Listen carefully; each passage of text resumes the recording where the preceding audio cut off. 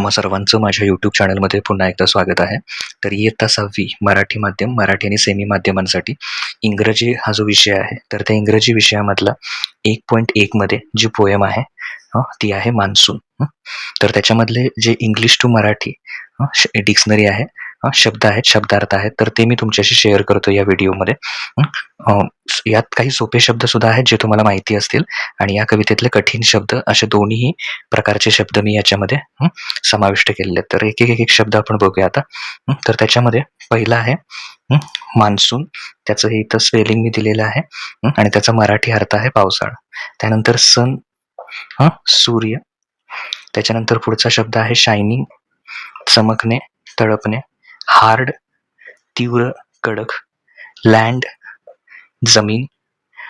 Dried, वाळलेली. Parched, कोरडी व तापलेली. Fields, शेते, शेत जमीन मधलं शेते. हंग्री, हंग्री म्हणजे भुकेले. रिव्हर्स, नद्या.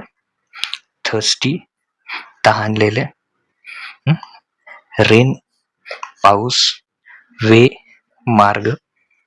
फेदर्स, पिसे. स्प्रेड, पसरलेली.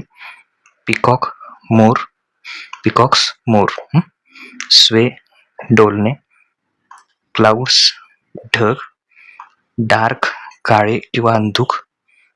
हार्क, ऐका. लार्क, एक प्रकारचा पक्षी, पक्षाचं नाव आहे. गॅदर, जमणे. डॅश, वेगाने धावणे. थंडर, मेघगर्जना. बोल्ट्स, कडकडाटाचे झटके. लाइटनिंग, वीज. स्ट्रिक, प्रकाशाची चमक. शिमर, मंद प्रकाशाने चमकणे.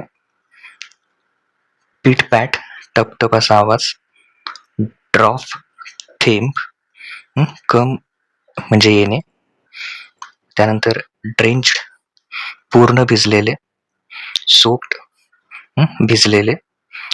ट्रीज, झाडे.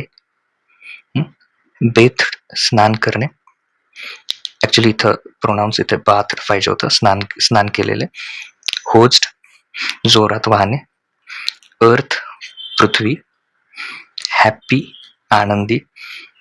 ग्रीन, हिरवी.